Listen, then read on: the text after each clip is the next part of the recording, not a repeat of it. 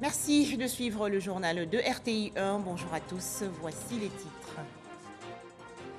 En Côte d'Ivoire, le plan national de développement 2021-2025 adopté à l'unanimité par les députés membres de la Commission des affaires économiques et financières, 59 000 milliards de francs CFA pour réduire de façon considérable le taux de pauvreté dans le pays.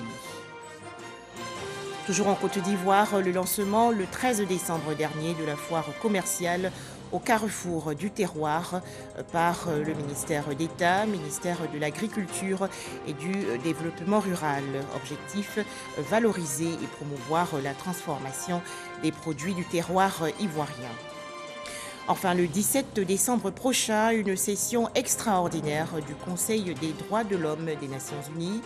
Au menu, la situation politique en Éthiopie. Tout d'abord, le Conseil des ministres aujourd'hui en Côte d'Ivoire. Réunion au palais présidentiel dans la commune du Plateau, en présence bien sûr du président de la République Alassane Ouattara. Le point sur cette rencontre dans nos prochaines éditions.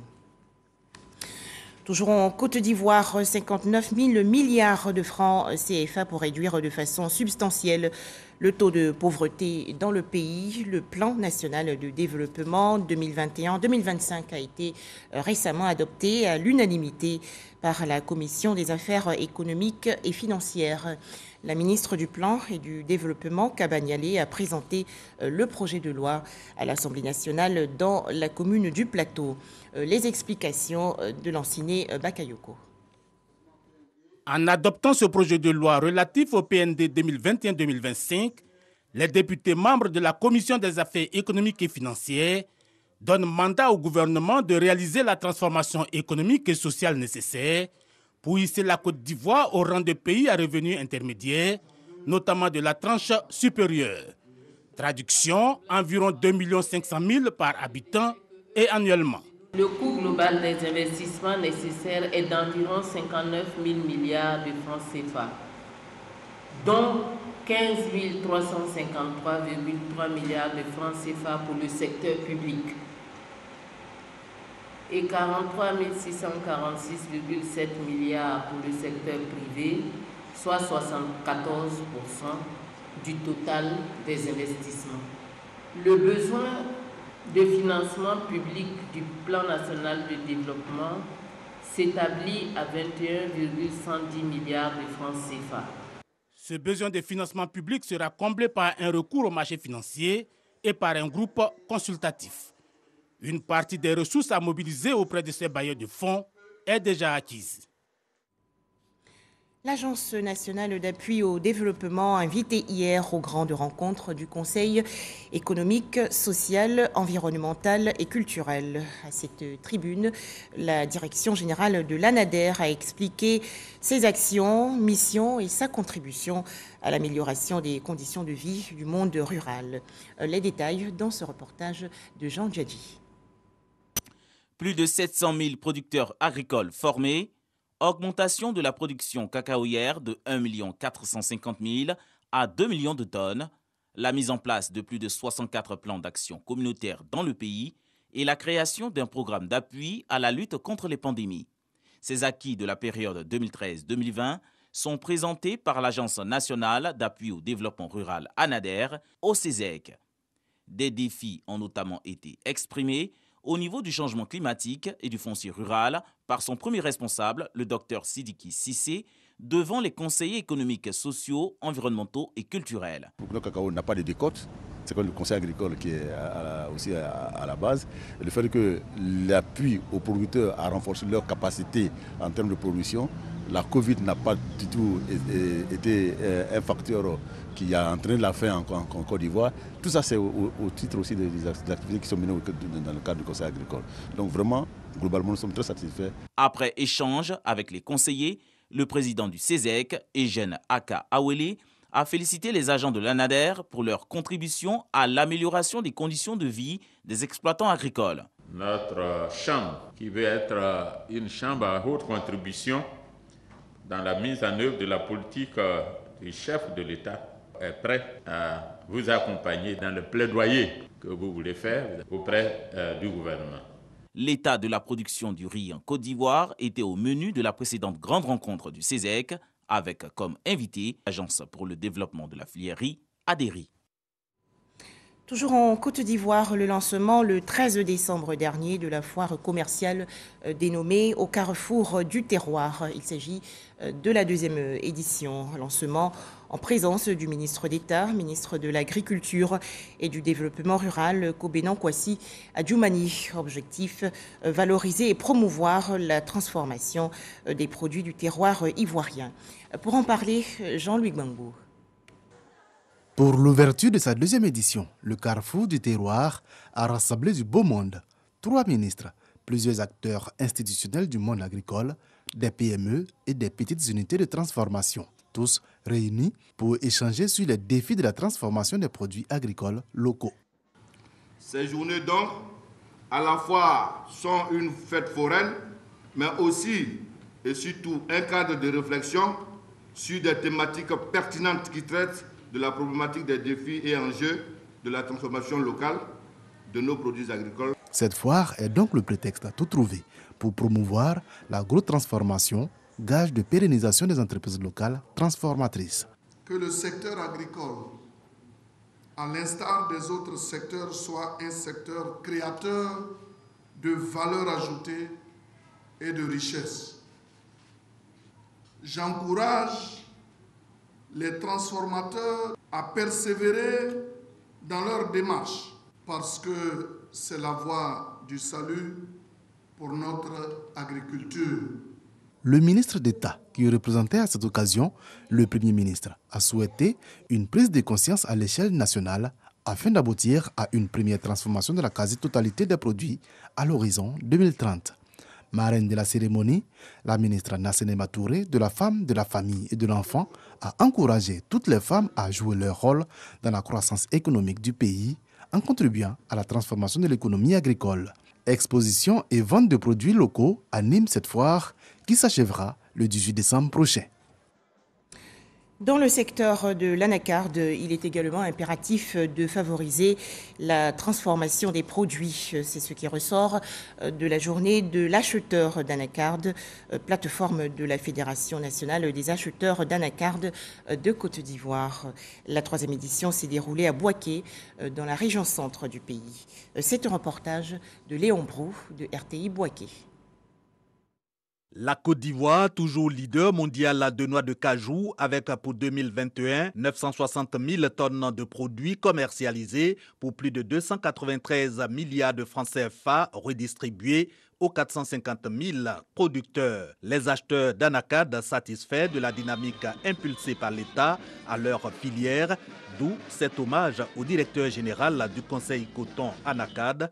Hommage aussi au défunt Premier ministre Amadou Gon Coulibaly et Ahmed Bakayoko, mais encore des difficultés à régler. La taxation inadaptée de la filière, les impôts nous taxent sur le chiffre d'affaires. Pendant que notre marge n'est que de 10 francs, quel que soit le prix de la noix de cajou. Le but, performance de la filière anacarde et sur la question regard croisé entre acheteurs et conseil coton anacarde a relevé aussi le défi de la transformation qui fédère les deux entités à cette 3e journée de l'acheteur d'anacarde. La Côte d'Ivoire a démontré qu'elle sait produire. Nous sommes véritablement une puissance agricole. Sauf que nous ne captons pas la valeur ajoutée. La valeur ajoutée se trouve dans la transformation et la distribution. Quand vous prenez la filière anacarde, la section production représente 20% de la valeur de la chaîne. La transformation 40% et la distribution 40%. Donc il y a 80% de la valeur qui nous échappe aujourd'hui.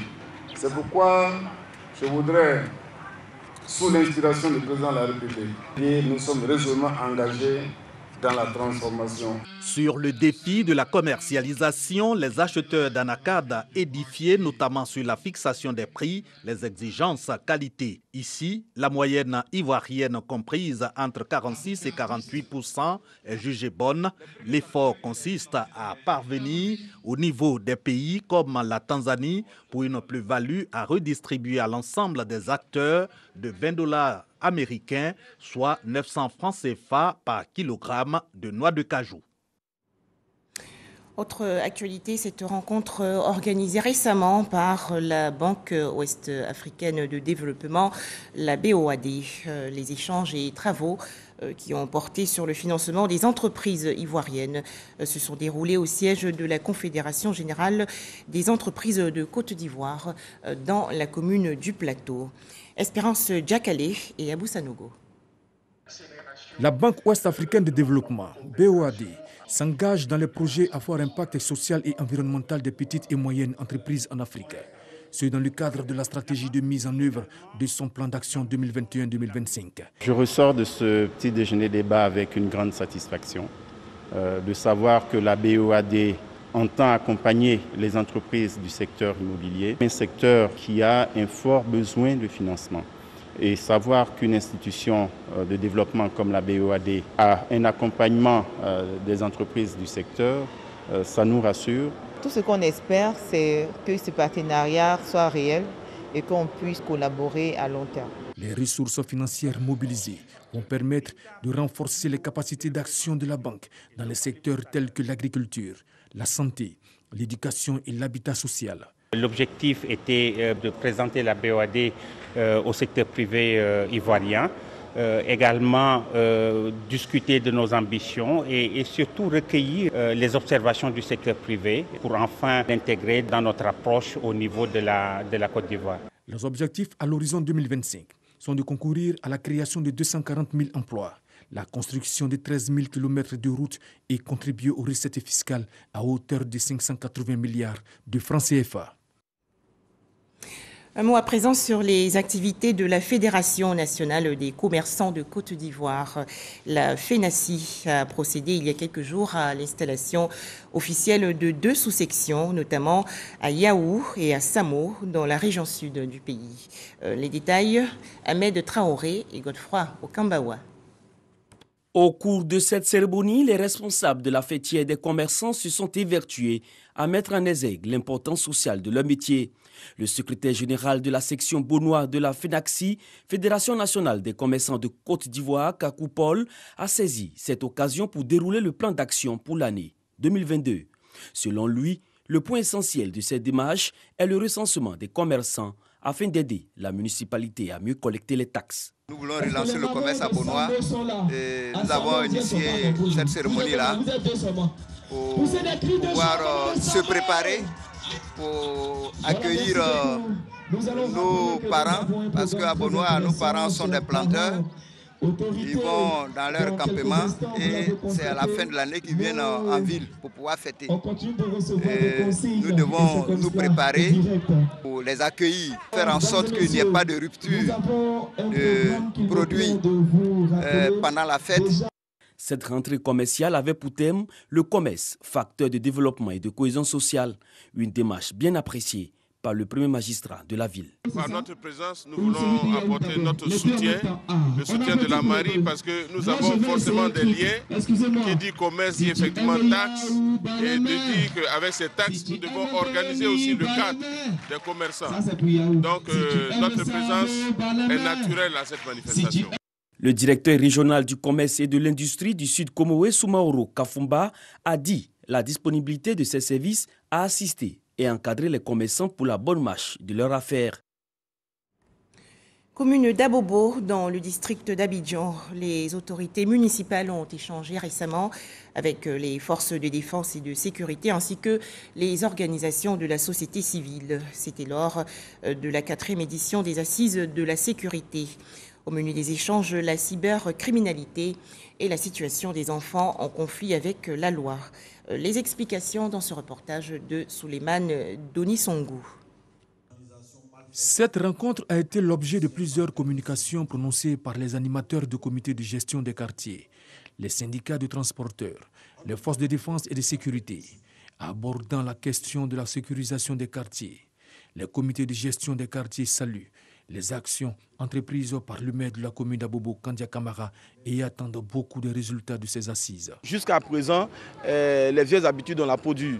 Voilà, les populations n'arrivent pas véritablement à collaborer avec les forces de l'ordre. La sécurité n'est pas l'affaire seulement de la police, de la gendarmerie, des corps habillés, mais c'est l'affaire de tous. En s'associant avec les forces de l'ordre, en leur donnant les informations qu'il faut, en les approchant, on ne doit pas avoir peur d'eux, ils sont là pour nous sécuriser. Les autorités municipales accordent une importance particulière dans la contribution des comités de gestion des quartiers dans le processus de sécurisation de la commune d'Abobo. Après ces assises-là, je pense que nous devons voir et réaliser un rapprochement entre les forces de l'ordre et puis la population. C'est une dimension très importante. Les populations doivent comprendre que la production de la sécurité est un fait qui doit venir d'eux-mêmes. Les comités de développement des quartiers existent déjà. Notre objectif, c'est de réussir à doter tous les quartiers des comités de développement de quartiers qui vont avoir des missions précises sur la question de la sécurité.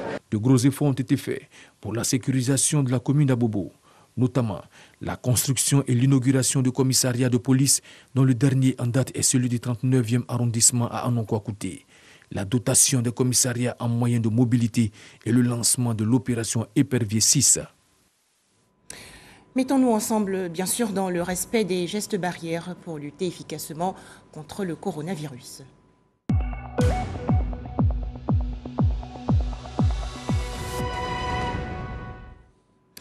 En Côte d'Ivoire, 16 nouveaux cas de coronavirus enregistrés hier par le ministère de la Santé, de l'Hygiène publique et de la couverture maladie universelle.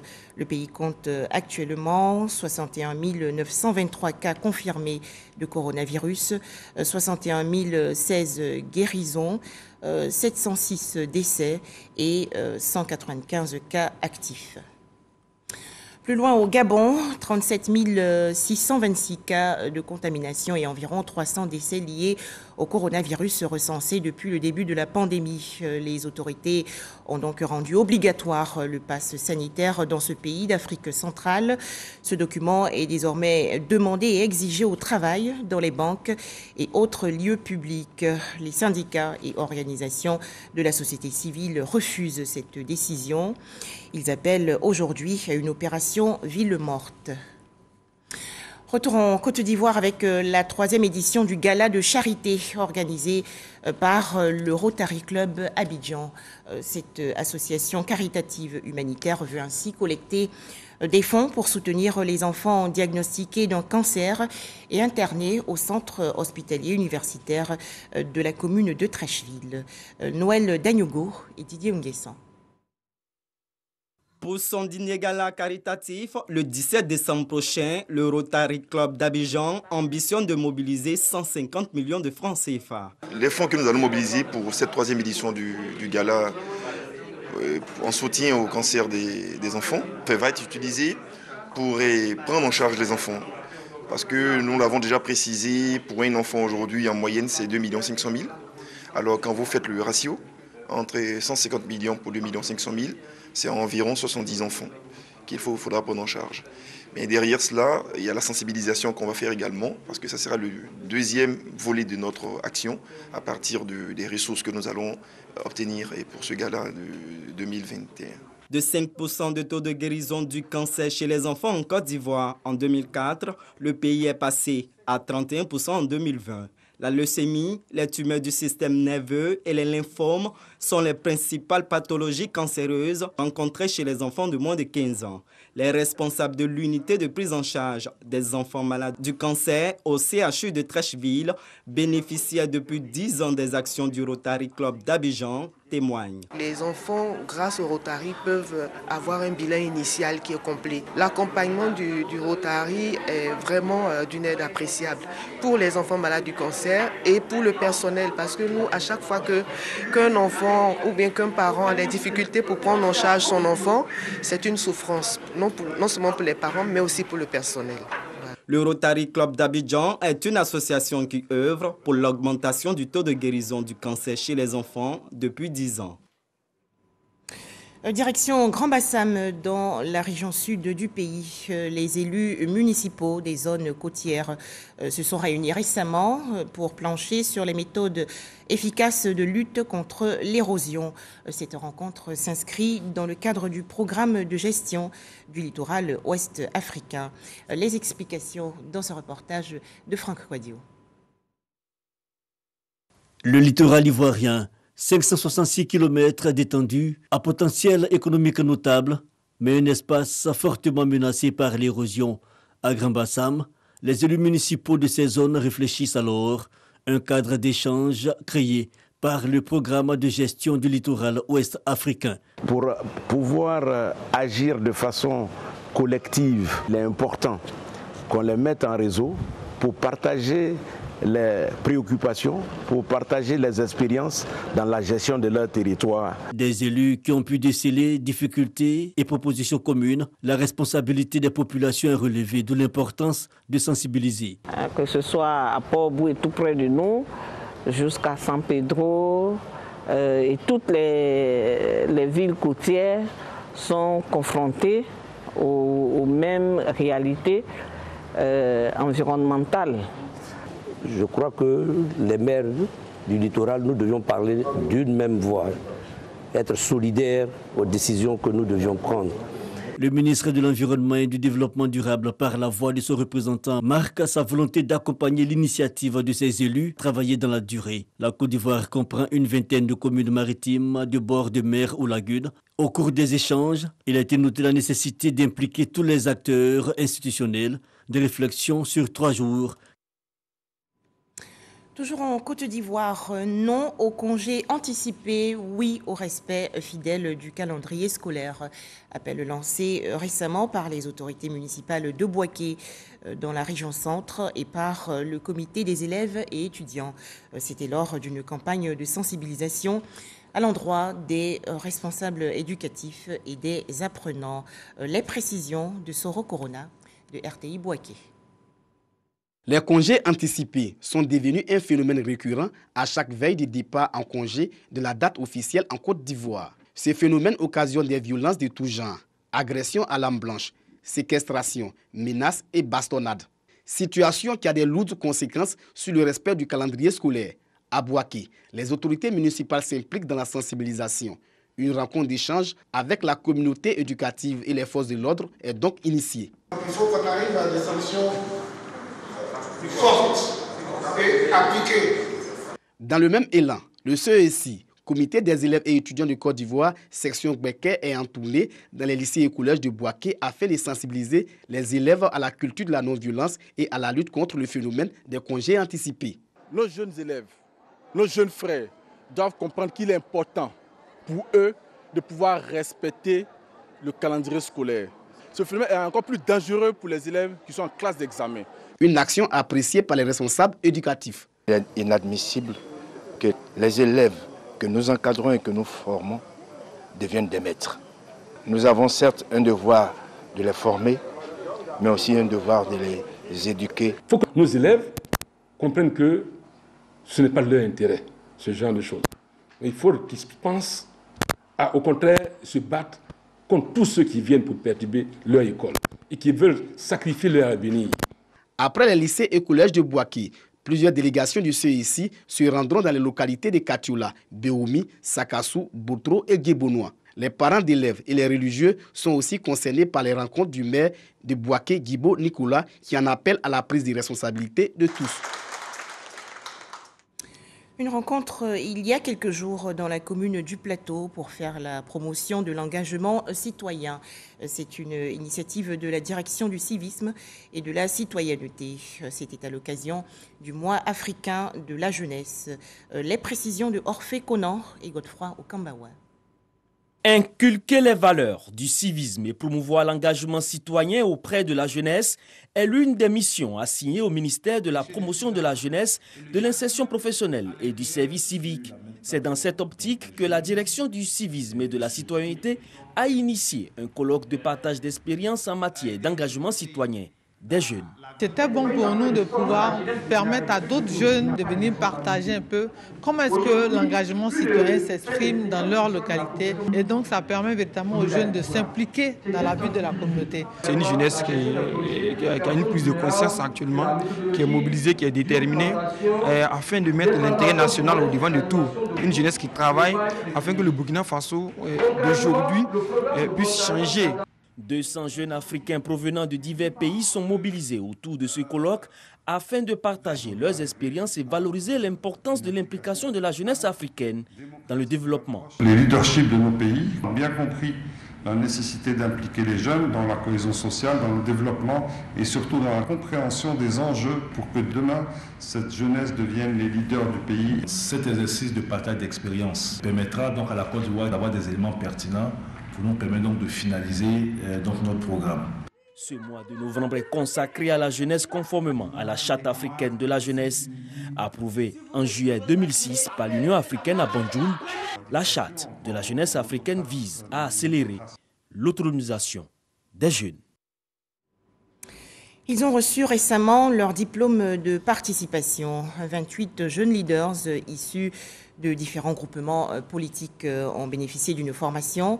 C'est une initiative de l'Académie des leaders politiques émergents.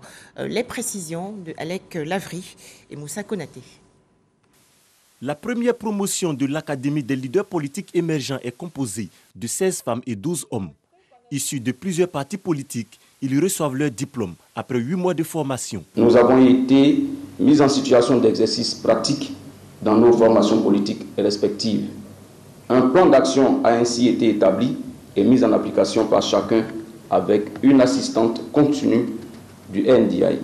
S'appuyant donc sur les innovations et les meilleures pratiques de l'expérience du NDI, l'Académie a permis aux jeunes d'acquérir des compétences en communication, en leadership politique, de maîtriser les outils pour la planification d'une campagne électorale, de cerner les problématiques du genre et du leadership féminin en politique, ainsi que celle de la participation politique des jeunes et des femmes au sein des partis politiques. Représentant Fidel Sarasoro, ministre directeur de cabinet du président de la République, parrain de la promotion, Amani Ipou-Félicien encourage les diplômés à mettre leur acquis à profit. Vous serez, chers académiciens, appelés à animer les organes des partis et formations politiques, à les diriger. Il faudrait, dans cette arène politique, avoir pour boussole l'intérêt de la nation et le bien-être des populations. Parce que ce sont ces éléments qui donnent du sens à votre engagement politique. L'Académie des leaders politiques émergents est une formation initiée par le National Democratic Institute. Elle a bénéficié de l'appui financier de l'USAID, l'Agence américaine pour le développement international. Culture avec la célébration des 55 ans de carrière de Samir Zarour, premier plasticien ivoirien diplômé des Beaux-Arts de Paris en France. À l'occasion de cet anniversaire, l'artiste présente 38 tableaux de ses plus belles créations. Patricia Etia. Ce sont au total 38 créations qui mettent en avant la femme, la nature et le coucher de soleil. C'est toute la beauté de la nature et de la vie qu'il fait ressortir dans ses œuvres. Contrairement à ses inspirations passées, Samir Zarour puise aujourd'hui dans les couleurs chaudes, plus chaleureuses, vivantes et romantiques. Concernant son art, Samir Zarour le qualifie lui-même de figuratif, surréaliste, mais aussi romantique, et il soutient que l'art est universel. Comme je vois un coucher de soleil et que je le sens tellement bien, je dis bon, je vais essayer de créer ce coucher de soleil à ma façon. Une toile n'est jamais finie. Quand on commence, tant qu'on n'a pas encore ressorti ce que vous voyez l'image dans la tête, vous pouvez le garder et puis le reprendre un mois après, et puis après maintenant l'inspiration arrive. Pour un artiste, il est très difficile de mettre la signature parce que l'œuvre est souvent pas terminée. Pour sa part, le médiateur de la République de Côte d'Ivoire, Adama Toungara, s'est dit impressionné par les œuvres du premier Ivoirien diplômé de l'École des Beaux-Arts de Paris. Il exhorte les amoureux de l'art à soutenir les œuvres de l'artiste. 5 ans en arrière, il était fier de célébrer ses 50 ans de carrière, une longévité pas si courante dans les arts plastiques. Aujourd'hui, c'est 55 ans au service de l'art qui est célébré à travers ce vernissage après 3 années d'absence. Avec cette exposition, Samir Zarou signe donc son retour pour montrer aux amateurs d'art le fruit de ses nouvelles inspirations. Des nouvelles sportives à présent pour mettre fin à l'actualité nationale avec le séminaire annuel du ministère en charge des sports. Thème retenu, promotion des sports et développement de l'économie sportive, bilan, perspective pour une Côte d'Ivoire solidaire. Le point dans ce reportage de Moyabi Diabaté et Jean-Sylvain Ressot du service sport. Renforcer leurs capacités sur les notions de la promotion du sport et du développement de l'économie sportive, voici l'ambition des acteurs du monde du sport à la faveur de ce séminaire de formation. À l'ouverture, le ministre de la Promotion des sports et du développement de l'économie sportive, Paulin-Claude Danhaut, a indiqué que ce séminaire annuel s'inscrit dans la mise en œuvre de la loi sur le sport de 2014, censée sortir le sport de l'informel, conformément à la vision du président de la République. Le premier patron du sport en Côte d'Ivoire a également évoqué ses attentes vis-à-vis des séminaristes. Vos travaux sont très importants. Nous accordons une importance capitale aux inputs venant de tous et de tous les acteurs. N'ayez pas de retenue sur toutes les thématiques qui seront proposées. Soyez une force de proposition pertinente. Au cours des différents panels, il s'agira de présenter le bilan des activités du ministère de 2016 à 2020, présenter les programmes et les réformes du ministère conformément à ses nouvelles attributions, présenter le plan national de développement PND secteur sport, faire la restitution de la convention d'objectifs, présenter le projet de création d'un organe de gestion des conflits, présenter le projet de création de l'observatoire du sport et enfin élaborer la restructuration organisationnelle du ministère. Plus de 200 personnes prennent part à ce séminaire qui s'achèvera le jeudi 16 décembre 2021. Enfin, des images. Le Conseil des droits de l'homme des Nations Unies va tenir le 17 décembre prochain une session extraordinaire pour évoquer la grave situation des droits de l'homme en Éthiopie. Une rencontre suite à la demande de l'Union européenne et d'une inquiétude des États-Unis la semaine dernière. Voilà, merci de nous avoir suivis. Merci de votre fidélité à RTI1.